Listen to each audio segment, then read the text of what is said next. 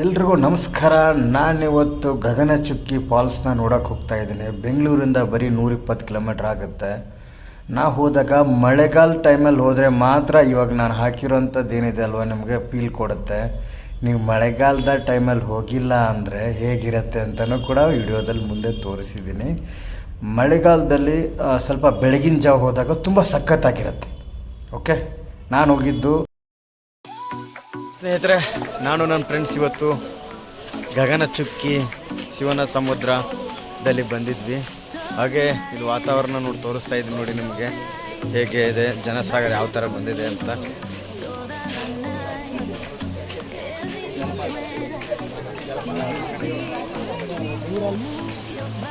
ನೋಡಿ ಆ ಕಡೆ ಈ ಕಡೆ ಎಲ್ಲ ಕಡೆ ಕಾಣಿಸ್ತಾ ಇದೆ.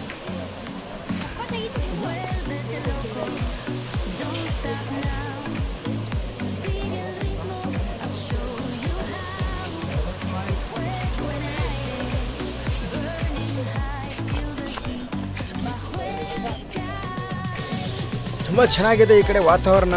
ಫ್ರೀ ಇದ್ದಾಗ ಒಂದು ಸರಿ ಬಂದು ಹೋಗಿ ಸುತ್ತಮುತ್ತ ವಾತಾವರಣ ತೋರಿಸಿ ನೋಡಿ. ಇಲ್ಲಿ ಯಾವ ಥರ ರೆಡಿ ಮಾಡಿದ್ರೆ ಅಂದರೆ ಅಲ್ಲಿ ಒಂದು ಪೈಪ್ ಕಾಣಿಸ್ತಿದೆ ಗೊತ್ತಾ ನಿಮಗೆ, ಲೈನಾಗಿದೆ ನೋಡಿ.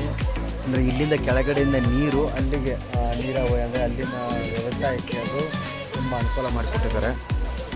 ತುಂಬ ಚೆನ್ನಾಗಿದೆ, ತುಂಬ ಕ್ಲೀನಿಂಗ್ ಎಲ್ಲ ಸಖತ್ತಾಗಿ ಮಾಡಿದ್ದಾರೆ. ನೀವು ನಿಮ್ಮ ಫ್ರೆಂಡ್ಸ್ ಜೊತೆ ಒಂದು ಸರಿ ಭೇಟಿ ಕೊಡಿ. ನಾವು ನಮ್ಮ ಫ್ರೆಂಡ್ಸ್ ಕೂಡ ಬಂದಿದ್ವಿ. ನಮ್ಮ ಫ್ರೆಂಡ್ ಅಂತ ಹೇಳ್ತಾರೆ. ತುಂಬ ಚೆನ್ನಾಗಿದೆ. ಈ ಕಡೆ ಈ ಕಡೆ ತೋರಿಸ್ತೀನಿ.